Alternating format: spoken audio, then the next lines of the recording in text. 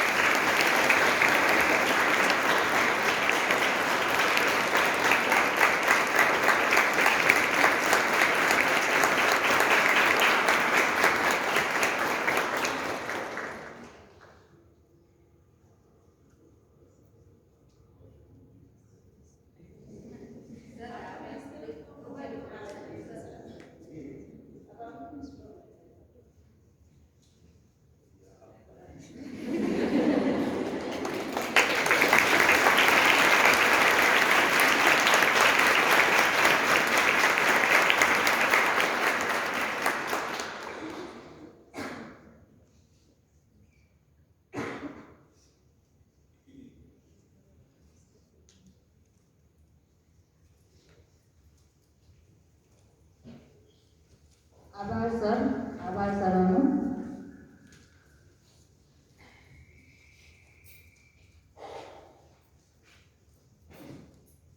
હવે આ સપ્તાહના કાર્યક્રમની શરૂઆત થઈ છે ત્યારે હું ગુજરાતી વિભાગના અધ્યક્ષ ડોક્ટર શમિષ્ઠા મણીને વિનંતી કરીશ કે તેઓ આવે અને આ સપ્તાહનું સ્વાગત કરે અને પોતાની અભિવ્યક્તિ આપે.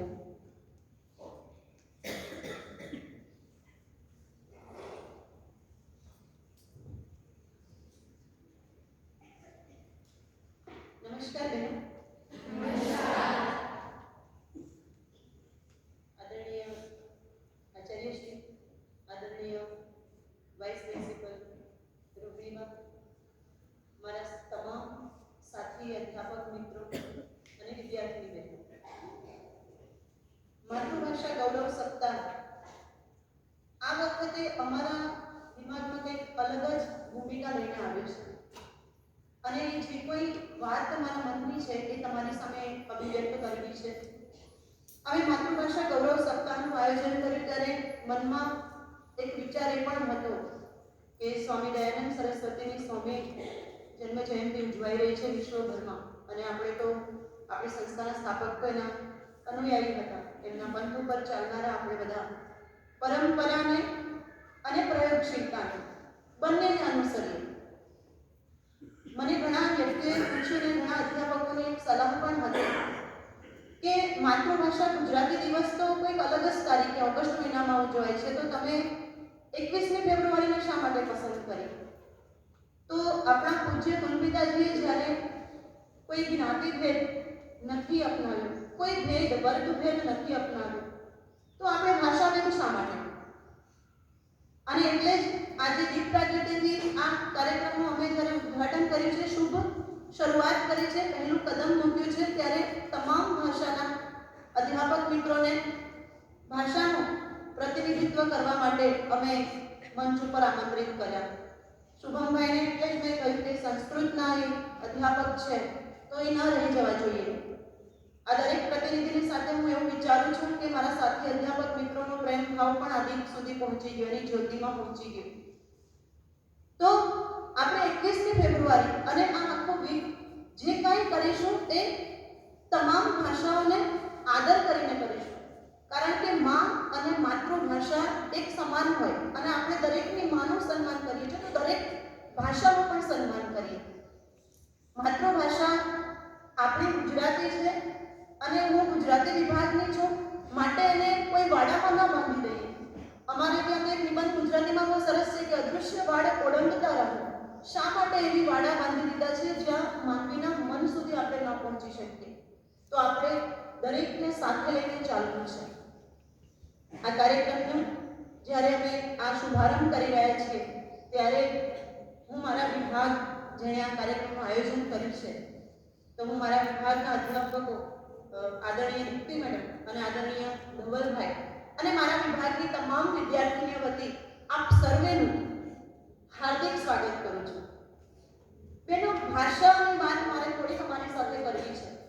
આમ કહેવાય કે તમે લોકો વિચારો કે જે લેંગ્વેજ સાથે તમારે સતત પનારો પડી રહ્યો છે, જે ભાષા સાથે તમારે સતત પનારો પડી રહ્યો છે, એ ભાષાને કેમ આપણે કદી ધ્યાનથી નથી જોતા?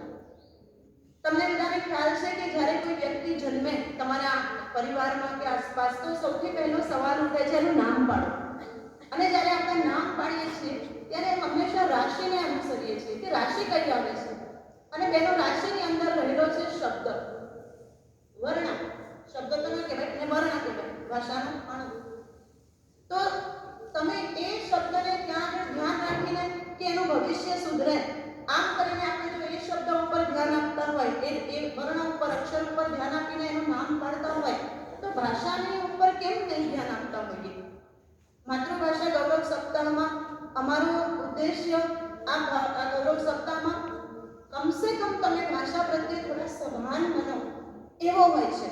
તમે ભાષા બોલો છો, બોલી બોલો છો, બોલવી જ જોઈએ, 100% બોલવી જોઈએ. બોલીનું પોતાનું પણ એક લાગવ હોય છે, લાલિત્ય હોય છે, સન્માન હોય છે.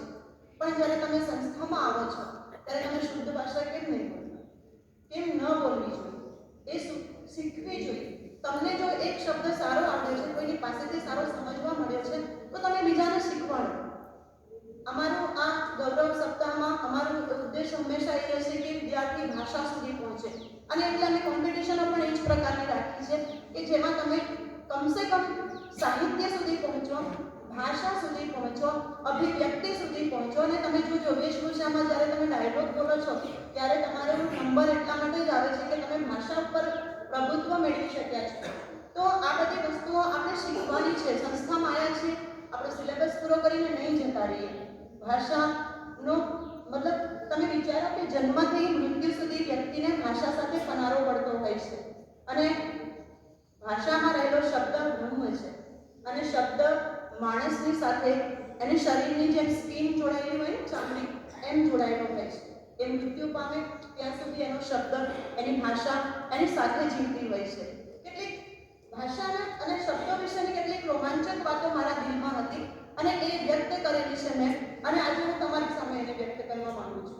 આ એટલા માટે હું કહી, આ બહુ નાની વસ્તુ છે. આ બધી વસ્તુ લગભગ તમે જાણતા જ હશો, પણ આ કહેવાનો મારો ઉદ્દેશ એટલો રહેશે કે તમે કમસે કમ આ સમજીને પણ ભાષાને થોડા આમ જાગૃત મનથી એને જોતા થાવ, એને વાંચતા થાવ, એને ભણતા થાવ. તો કેટલીક વસ્તુઓ જો એક ભાષાની સમાનતા જો આપણે અથવા શબ્દને આપણે જો સમજવા જઈએ ને તો માણસનું જીવન અને શબ્દનું જીવન લગભગ એના લક્ષણો જે છે એ મેચ થાય ને એવા હોય. દાખલા તરીકે શબ્દના મૂળ સુધી જો આપણે પહોંચવાનો પ્રયત્ન કરીએ ને તો આપણને ભૂતકાળની સંસ્કૃતિનો પરિચય થાય. શબ્દના મૂળ સુધી પહોંચવું પડે. શબ્દના મૂળ સુધી તમે પહોંચજો, તમને એટલો રોમાંચક અનુભવ થશે, એટલી ઇન્ટરેસ્ટિંગ મેટરો બધી મળશે કે તમને ખુદને આનંદ આવશે. હું એક્ઝામ્પલ આપું. આપણે ત્યાં અંતકડી નામની એક રમત છે જે તમે ખૂબ રમી રહ્યા છો, અંતાક્ષરી. ખબર છે ને તમને બધાને? તો આ રમત બરાબર સાંભળજો. હવે મારે ખાલી અંતરસુરીના શબ્દ વિશે જો જાણવું હોય ને તો આ રમત પ્રાચીન સમયમાં પ્રતિમાલા કે અંત્યાક્ષરિકા નામે જાણીતી હતી. વાત્સાયનના કામસૂત્રમાં આપેલી 64 કલાઓની યાદીમાં પણ તે છે. 12મી સદી પહેલાના સંસ્કૃત કોશ, 12મી સદી એટલે અત્યારથી 2022 જોઈએ તો 1000 વર્ષ પહેલાનો જે સંસ્કૃત કોશ છે જેનું નામ છે હારાવલી, એમાં એનો અર્થ ક્રીડા અથવા તો સ્પર્ધા થતો હતો. જો એક જ શબ્દનું મૂળ આપણે ગોત્યું તો કેટલી મજા આવે. એનો મતલબ એ થયો કે લગભગ 2000 વર્ષથી આ રમતનું ચલણ છે. હવે બીજું એક એક્ઝામ્પલ આપો. જેમ બે જુદી જુદી સંસ્કૃતિઓનું મિલન થાય ત્યારે અનેક રીત રિવાજો, રહેણી કહેણી અને ચીજ વસ્તુઓની પણ આપલે થાય. આપણે બધાને ખબર છે બે કલ્ચર, જેમ કે આપણે ત્યાં મુસ્લિમ શાસન હતું તો મુસ્લિમ કલ્ચર અને થોડા મીઠાઈઓ, થોડા શબ્દો એ આપણી ભાષામાં છે. તો એવી રીતે શબ્દોનું પણ આવું છે. જેમ બે સંસ્કૃતિઓનું મિલન થાય ત્યારે રીત રિવાજો, રહેણી કહેણીનું આપલે થાય, એવી રીતે શબ્દોની પણ એક ભાષા સાથે બીજી ભાષામાં શબ્દોની આપલે થતી હોય છે. હું એટલે જ કહું છું કે જો આપણે કોઈ એક ભાષાનો વાડો બાંધીને બેસીએ ને તો આપણે ખરેખર અજ્ઞાની અથવા તો અભણ વ્યક્તિ કહેવાય, એમાં કોઈ શંકા નથી.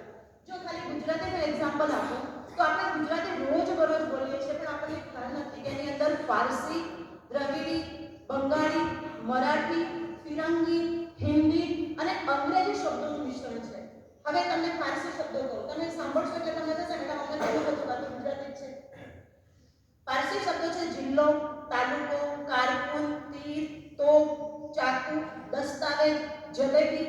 દ્રવિડી શબ્દો છે કંડારવું, કાપવું, ખરડવું, ચંપલ, ભૂસવું ને હાવ. આપણે જેનાથી ડરીએ છીએ.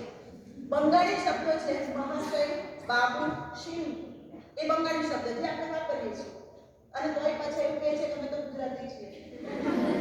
મરાઠી શબ્દો છે નિદાન, નિમણું, દેસાઈ, ચળવળ, તાબડતોડ. ફિરંગી શબ્દો છે કોફી, તમાકુ, બટાટા, આફૂસ, જેમ તમે કેરી કહો છો ને આફૂસ, પિસ્તોલ, ચાવી. ચાવી રોજબરોજ વાપરીએ છીએ આપણે, આપણને ખબર નથી કે ફિરંગી શબ્દ છે.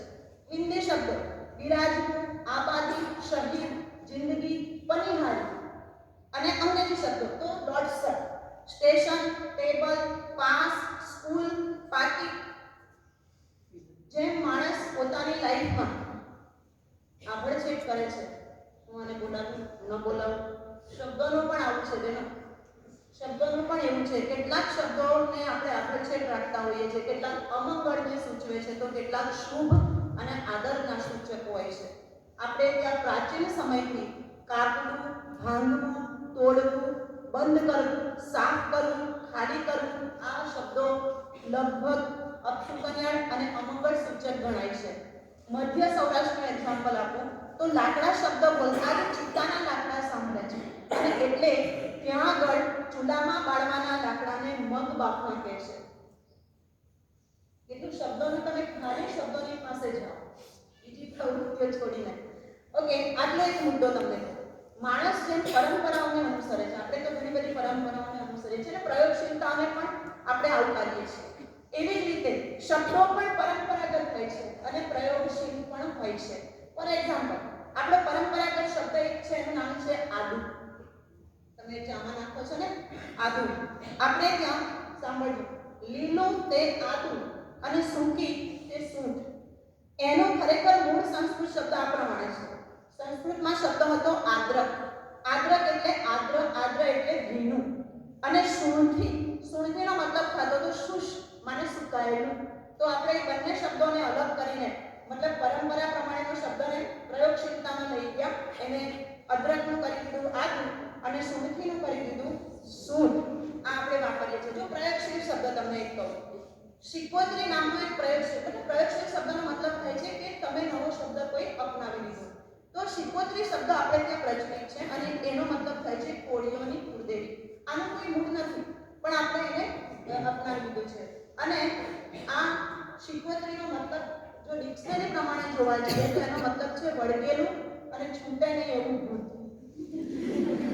પણ એ આપણે કોળીઓની એક કુળદેવી તરીકે પ્રયોગશીલતામાં એને લઈ લીધું. આગળનો એક શબ્દ છે પ્રયોગશીલ રાખડી શબ્દ. બેનો આ રાખડી શબ્દ શબ્દ તમે વારંવાર વાપરો છો એમાં એનું પ્રાકૃત મૂળ જે હતું ને પરંપરા પ્રમાણે એને જોવા જઈએ તો એનું મૂળ હતું રખા અને એને ઉપરથી પછીથી શબ્દ આવ્યો રાખ.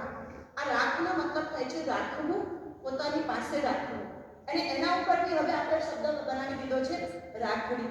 એકચ્યુઅલી રાખડીનો મતલબ થાય છે રક્ષા. અને રાખડી એના ઉપરથી આવેલો શબ્દ છે. એટલે આપણે જે બાંધીએ છીએ રાખડીને પણ રક્ષા છે. એટલે આવી રીતે પ્રયોગશીલ અને પરંપરાગત શબ્દો પણ હોય છે. હવે બીજી એક વસ્તુ, માણસ જેમ જન્મે અને વિકાસ પામે, મોટો થાય અને એનું રૂપ બદલાય અને મૃત્યુ પણ પામે, એવી રીતે શબ્દ જન્મે છે, વિકાસ પણ પામે છે, એનું રૂપ પણ બદલાય છે અને એનો નાશ પણ થાય છે. ફોર એક્ઝામ્પલ, એક શબ્દ છે જમણું. જમણો શબ્દ જન્મેલો ને ત્યારે એનું નામ હતું જેમન. અત્યારે આપણે જમણું બોલીએ એટલે આપણા મનમાં હંમેશા હાથનો એક ખ્યાલ આવે છે કે જમણું એટલે આપણો જમણો હાથ. સંસ્કૃત જેમન ઉપરથી એ બનેલો. એ મોટો થયો ત્યારે એનું નામ થયું જેમણ, એટલે કે જીમણો પ્રાકૃતમાં, અને પછી એનો અર્થ થયો જમણો. અને અત્યારે આપણે સીધો એનો અર્થ કરીએ છીએ જમવા માટે વપરાતો હાથ. એકચ્યુઅલી ખરેખર જેમણીનો મતલબ એવો થતો હતો કે માણસનો તમામ જે બાબત, જે અંગ જે જમણી બાજુનું છે એ તમામ માટે જેમણો શબ્દ વપરાતો હતો. હવે આપણે ફક્ત એને હાથ માટે વાપરીએ છીએ.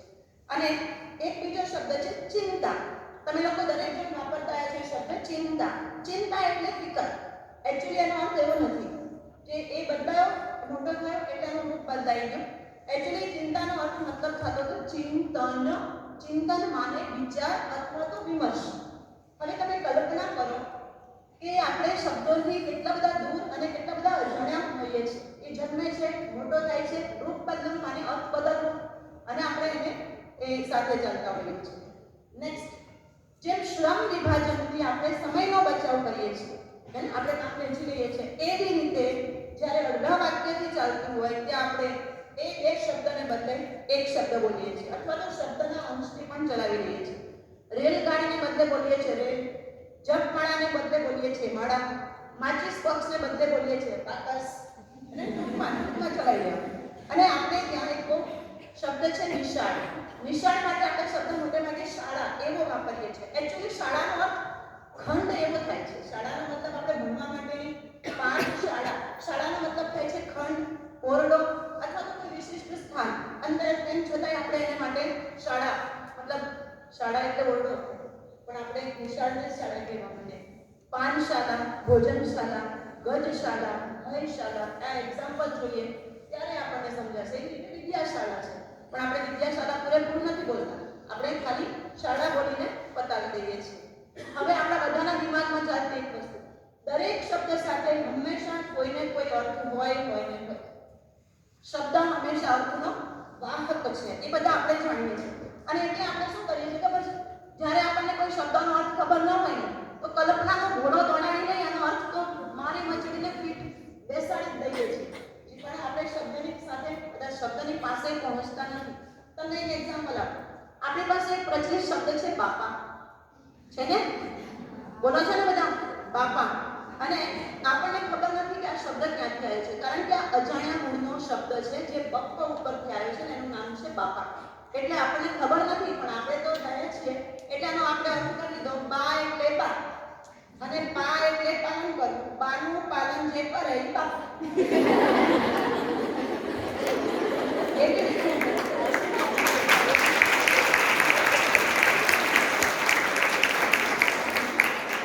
એવી રીતે માસી. મા એટલે માતા અને શી એટલે જેવી. માતા જેવી એટલે માસી. એને આમ પણ હકીકતમાં માતૃ ખસુકા, એના ઉપરથી માવસિકા અને એના ઉપરથી માસી નામ પડ્યું છે. બીજું ભત્રીજો, તો એને પણ ભય ત્રીજો. એકચ્યુઅલી એવું નથી. સંસ્કૃતના ભ્રાતૃય, ભત્રીજો અને ભત્રીજો એમ શબ્દ આપણી પાસે આવ્યો છે, પણ આપણને ખબર નથી ને એટલે આપણે ભત્રીજાનું કહી દીધું. જે ભય ત્રીજો હોય ને એને ભત્રીજો કહેવાય. અને હવે બીજી વસ્તુ, શબ્દની સાથે મનુષ્ય બાળકની જેમ રમે છે. આપણે ખબર નહીં કેમ શબ્દોને એટલા બધા દૂર જતા રહ્યા છીએ, ભાષાની પાસે નથી બેસતા. વ્યક્તિમાં રહેલા અમુક ગુણને અમુક અડખાના લક્ષણ પરથી આપણે એને ગમે તેમ નામ આપી દઈએ છીએ, રમીએ છીએ. એટલે શું કહી દઈએ, ગપ્પીદાસ, પંડુજી, ઠીંગુજી, મસ્તરામ, આવા નામ આપી દો. મસ્તરામ આવું નામ ખરેખર હોતું નહીં, પણ આપણને મજા આવે એટલે આપણે નામ આપીએ મસ્તરામ. તો વળી કેટલાક નામો છે, ધરમશી, રતનશી, એને આપણે નામ આપી દીધું ઉંગણશી. શી જે છે ને પાછળ એનો મતલબ થાય છે સિંહ. હવે ઉંગણશીમાં શું અર્થ કરવો મને ખબર નથી, કલ્પના કરો કેવી મજા આવે. બસ આ મેં તમને ખાલી એક નાના નાના એક્ઝામ્પલ આપ્યા છે. આ વાત મેં તમારી સામે બહેનો એટલા માટે મૂકી કારણ કે આ ગીત તો અમે ઉજવી લઈશું, પણ હું ઈચ્છું છું કે આ પ્રાર્થના મંદિરમાં બેઠેલી દરેક વિદ્યાર્થી બહેનો શબ્દને ઓળખે, શબ્દનું મૂલ્ય કરે, શબ્દની કદર કરે. જો તમે શબ્દની કદર કરશો ને એટલે ભાષા આપમેળે તમારી પાસે એક ગૌરવવાળું સ્થાન લઈને બેસી જશે. અને આખરે તો માણસ કોઈ પણ વ્યક્તિત્વની ઓળખ એની ભાષા ઉપરથી થાય છે. તમારા વ્યક્તિત્વની ઓળખ તમે શું બોલો છો એના ઉપરથી થાય છે. તો શા માટે ભાષાથી આપણે દૂર હોઈશું? તો અમારો આવો એક નાનો એવો પ્રયાસ છે. મારી આટલી વાત ઉપરથી જો તમે લોકો થોડા પણ શબ્દો પ્રત્યે કે ભાષા પ્રત્યે અવેર બનશો તો મને તમારા વિભાગને અમારી દીકરીઓ કે અમારા અધ્યાપકો જે કોઈ મહેનત કરી રહ્યા છે એ મહેનતને અમે સફળ થયેલી સમજીશું. અમે લોકોએ જે કોમ્પિટિશન યોજી છે એમાં 100થી વધારે વિદ્યાર્થીઓએ ભાગ લીધો છે. અમને ખૂબ ખૂબ આનંદ છે આપ અમારા આ સપ્તાહમાં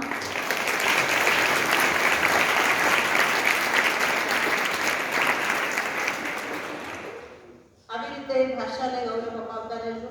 દરેક ભાષાની ઊંડાણ સુધી પહોંચજો અને આખરે તો એ જ તમને જ્ઞાનના સર્વોચ્ચ શિખર સુધી લઈ જશે.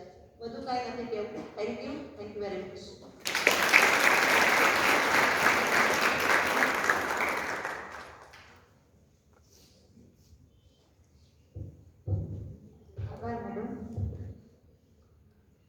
સર્જકનું કામ અંધારા ખૂણામાં દીવો પ્રગટાવવાનું હોય છે. આજનો માનવી અંતરિક્ષમાં ગ્રહો વિશે જાણકારી ધરાવે છે, પણ બાજુમાં ઉભેલા માણસના રૂવાડા સુધી પહોંચ્યો નથી. ત્યારે સર્જક આપણા મધ્યકાલીન સર્જક હેમચંદ્રાચાર્ય વિશે માહિતી લઈને આવે છે કુમારી ઉર્વી પરમાર.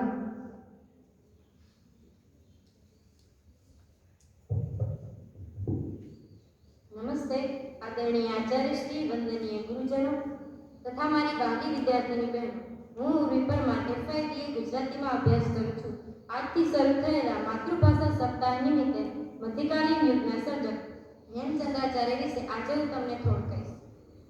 ગુજરાતી ભાષામાં વ્યાકરણની પ્રથમ રચના કરનાર હેમચંદ્રાચાર્યનું ગુજરાતી સાહિત્યમાં અનેરું યોગદાન છે. તેઓએ ગુજરાતી ભાષામાં છંદશાસ્ત્ર અને અલંકાર શાસ્ત્રની રચના કરી હતી. ગુજરાતમાં શરૂઆતમાં હેમચંદ્ર સૂર્ય નામે ઓળખાતા હેમચંદ્રાચાર્યનો જન્મ અમદાવાદથી 100 કિમી દૂર આવેલા ધંધુકા ગામે 1088માં થયો હતો. તેમની માતાનું નામ પાહિણી દેવી અને પિતાનું નામ ચાચિંગ દેવ હતું. તેઓનો જન્મ મોઢ વડી જ્ઞાતિમાં થયો હતો. અનન્ય વ્યક્તિત્વ ધરાવનાર આ ધુરંધરે સન 1108માં જૈન ધર્મની દીક્ષા લીધી હતી. સોલંકી યુગના શાસન દરમિયાન મહારાજ સિદ્ધરાજ જયસિંહની પ્રેરણાથી તેમણે સિદ્ધહેમ શબ્દાનુશાસન નામનો વ્યાકરણ ગ્રંથની રચના કરી હતી. હેમચંદ્રાચાર્યનો આ ગ્રંથ વિદ્યા અને શૃંગાર રસથી છલકાતા દુહાઓથી શોભે છે. આ દુહાઓ એક સમયનું લોકસાહિત્ય છે. ફક્ત 2 જ પંક્તિમાં દુહાઓના કવિએ રસની નિષ્પત્તિ અને સુંદર રીતે આપી છે. વ્યાકરણના સિદ્ધાંતોના ઉદાહરણ રૂપે આપેલા આ દુહાઓમાં કવિની વીરતા અને રસિકતા દેખાય છે. તેઓએ અભિધાન ચિંતામણી તથા અનેકાર્થ સમૂહ નામના અર્વાચી અને અનેકાર્થ શબ્દોના કોષ રચ્યા છે. કહેવાય છે કે તેમણે કુલ 3 કરોડથી પણ વધારે શ્લોકો રચ્યા હતા. પરંતુ એટલું બધું સાહિત્ય અપ્રાપ્ય છે છતાં જે કંઈ મળી શકે છે એ પણ ભારત વર્ષમાં સર્વ મહાપંડિતોમાં તેમને અનોખું સ્થાન મળે છે.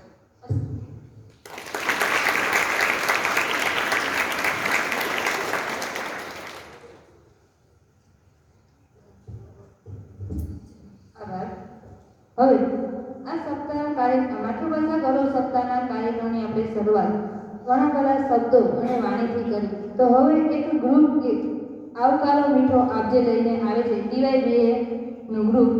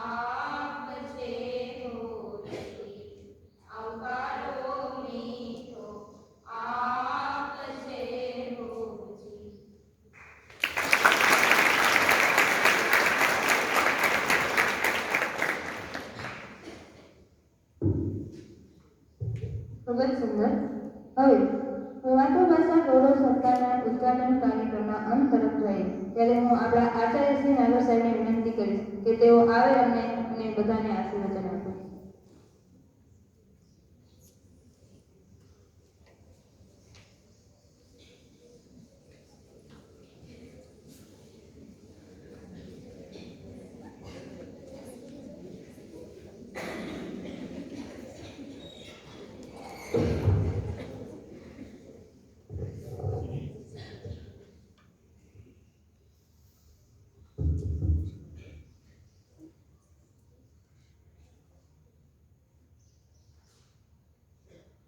International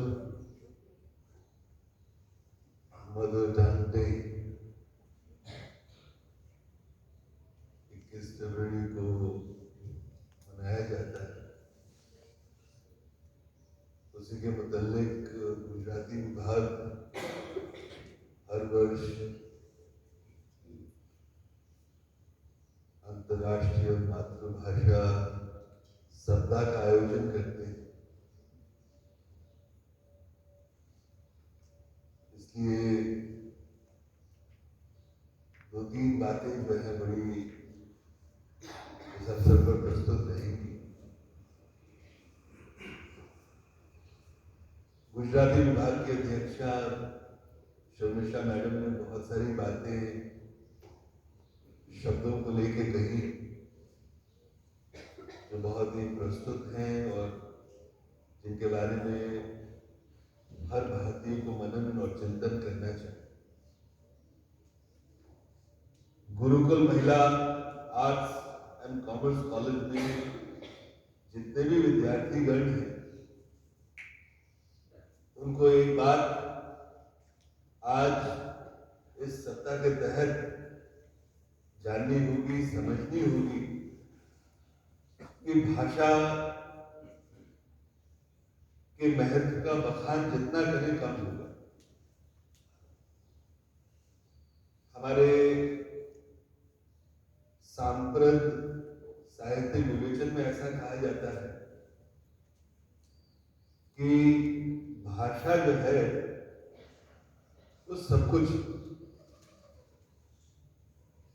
आपका अस्तित्व भाषा की वजह से. भाषा है तो आप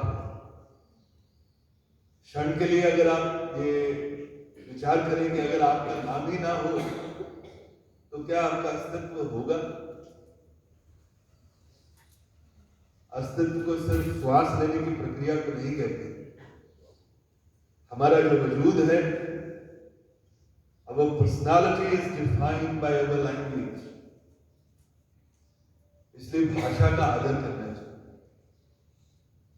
और भाषा सीखने के लिए 4 चीजें जो है विशेषकर अंग्रेजी भाषा में कही जाती है जो सारी भाषाओं के लिए प्रस्तुत है. जो 4 चीजें हैं उसमें से सबसे पहले कि हमें भाषा सुननी चाहिए. अगर 100वीं सदी का एक पैमाना है तो उसमें कम से कम एक दिन में हमें 25% समय जो है सुनने में देना चाहिए. क्या हम भाषा को सुनते हैं? प्राय इंसान बोलना ज्यादा पसंद करता है, सुनना कम. तो हमें सुनना चाहिए, ध्यान से सुनना चाहिए. अंग्रेजी में ऐसे कहते हैं he or she heard but did not listen. आपने सुना लेकिन ध्यान से नहीं सुना. तो लिसनिंग का एक स्किल अंग्रेजी भाषा में ये कहा जाता है कि खूब सुने. क्या हम सुनते हैं? अपने आप से आप पूछिए, क्या हम वर्ग में कितने ध्यान से हम सुनते हैं अपने अध्यापकों की? देखिए, गुजराती विभाग में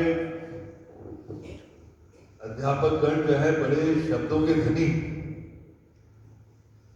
शब्दों का प्रयोग करना, उनका उपयोग करना और ये ख्याल रखना कि शब्दों का दुरुपयोग ना हो, वो भी एक कला है.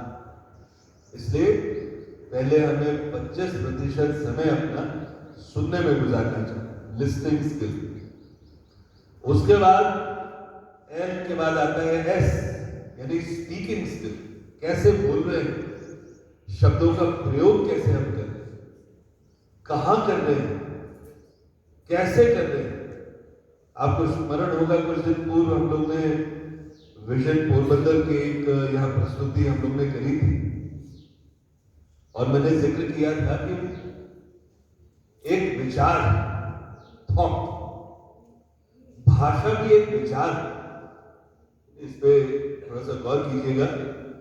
भाषा भी एक विचार, लेकिन उस विचार, हर विचार के साथ भावना जुड़ी होनी चाहिए। खाली विचार सब कुछ अभिव्यक्त नहीं करता है। बैठ जाइए अगर मैं ऐसा कहूं तो उसमें एक अलग प्रकार का सुर था, और कहीं ना कहीं मन में थोड़ी सी हलचल हुई हो। लेकिन अगर मैं कहूं नमस्कार, आइए कृपया यहां आ सकते हैं, बैठिए, इस कुर्सी को अपनी मौजूदगी से और शोभायमान, इसको गौरव प्रदान करें। अभिव्यक्ति कैसे होती है, ये भी एक कला है। लेकिन सिर्फ सुनने से और बोलने से बात पूरी नहीं होती। फिर आता है तीसरा महामंत्र कि पढ़ना चाहिए, रीडिंग। अपने आप से पूछिएगा कि पुस्तकालय की मुलाकात आप पूरे 5 घंटे जब यहां रहते हैं तो कितने वक्त के लिए करते हैं, कितनी पुस्तकें हमने पढ़ी। क्या आज के दिन ये हम लोग संकल्प ले सकते हैं कि कम से कम पूरी सप्ताह के दौरान कम से कम एक पुस्तक अच्छे से पढ़ेंगे हम?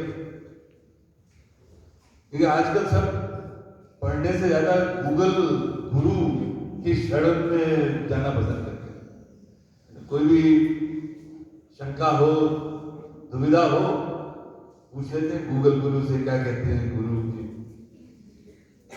We don't go to the library, we do not visit the library। जो फिजिकल बुक्स हैं उनका अपना महत्व जब तक ये ब्रह्मांड है बना रहे।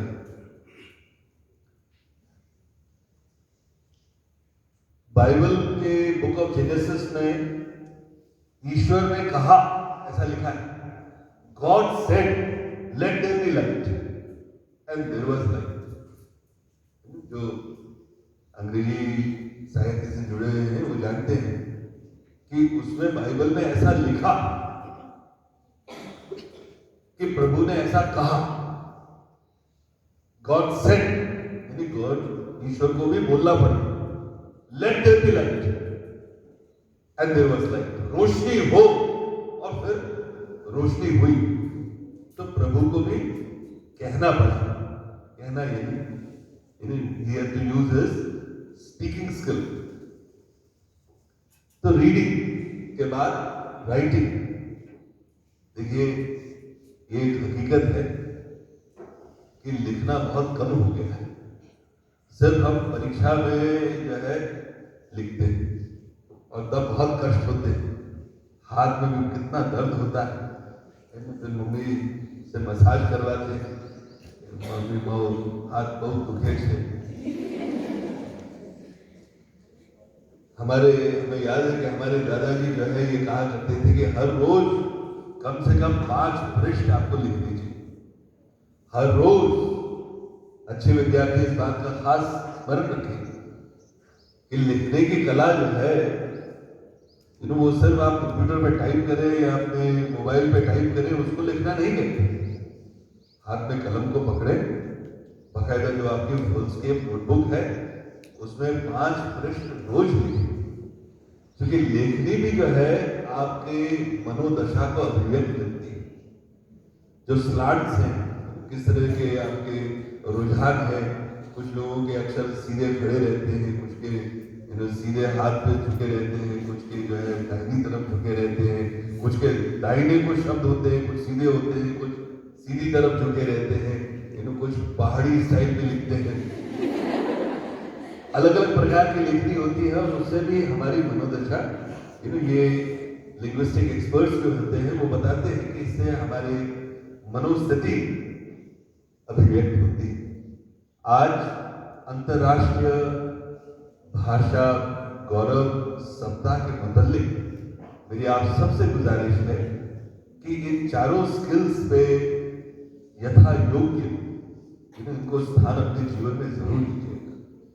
ये आपकी उम्र अभी ऐसी है जिसमें सुनना ज्यादा चाहिए। ये मेरी अपनी सोच है कि इस उम्र में अभी ज्यादा सुनिए, जितना सुनेंगे उतना अच्छे से बोल सकेंगे। अच्छे से तब बोल सकेंगे जब आपका अध्ययन हो। प्रातः अक्सर मैं कहता हूँ रोहिणी मैडम बच्चों को कि 4 बजे उठें, तो कुछ बच्चे फिर आप पूछते भी हैं तो सर 4 बजे उठ के करेंगे हमारे શું કરવાનું 4 વાગે ઉઠી तो 4 વાગે उठीने આપણે થોડુંક અભ્યાસ करें, थोड़ा सा स्नान ध्यान कर लीजिए और फिर 4 से 6 इसको अपना मी टाइम बनाएं और पढ़ें। एक पुस्तक पढ़ें, फिर उस पुस्तक को पूरी करें। पढ़ना बहुत जरूरी है। राष्ट्रवीर जो हुए हैं भारत के, ऐसे दिग्गज हुए, उन तमाम दिग्गजों में से 10 दिग्गजों को भी हम पढ़ लें और उनमें से एकाध विचार हम ग्रहण कर लें तो हमारा जीवन धन्य हो जाए। महात्मा गांधी वो एक विचार है, दयानंद सरस्वती वो एक विचार है, स्वामी विवेकानंद, रविन्द्रनाथ टैगोर, बाल गंगाधर तिलक, ये सारे जो है एक विचार है। लेकिन इस विचार के साथ अगर इसको हम अपने जीवन में उतारते हैं तो भावना की बहुत जरूरत है। हमारे मन में भावना होनी चाहिए। खाली विचार बिना भावना के कोई काम करती है, खाली भावना बिना विचार के कोई काम नहीं। आज इस अवसर पर आइए हम सब संकल्प करें, और जब हम संकल्प करते हैं तो दुनिया भर के शानदार सकारात्मक ऊर्जा सभर विचार जो है मां सरस्वती हमारे मन में उजागर करें, उसको प्रस्तुत करें और हम अपने जीवन का मर्म समझ सकें, हम अपने जीवन का जो अस्तित्व है उसके सही परिप्रेक्ष्य में उसको हम जी सकें। ऐसे आइए आज मां सरस्वती से हम सब मिलकर प्रार्थना करते हैं। जय जय गरवी गुजरात, भारत माता की वंदे। नमस्ते।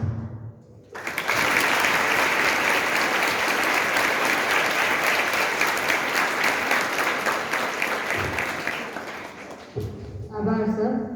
હવે આ કાર્યક્રમ પૂર્ણ થઈ રહ્યો છે ત્યારે અત્રે ઉપસ્થિત સર્વનો ખૂબ ખૂબ આભાર અને કાર્યક્રમને પૂર્ણ આપણે રાષ્ટ્રગાનથી કરીશું। તો રાષ્ટ્રગાન અને એ પછી ગુજરાતી વિભાગ FY SI અને TY ની તમામ બહેનો પ્રાર્થના મંદિરમાં રહે અને આ સપ્તાહમાં આજથી વિવિધ સ્પર્ધાઓ શરૂ થઈ રહી છે। તેમાં સૌ પ્રથમ પ્રશ્નોત્તરી સ્પર્ધા છે। તો આ સ્પર્ધામાં જે બહેનોએ ભાગ લીધો હોય તે રાષ્ટ્રગાન પછી તરત જ રૂમ નંબર 5માં આવી જાય અને વેશભૂષા સ્પર્ધામાં જે લોકોએ ભાગ લીધો હોય તે 11 વાગે પ્રાર્થના મંદિરમાં આવી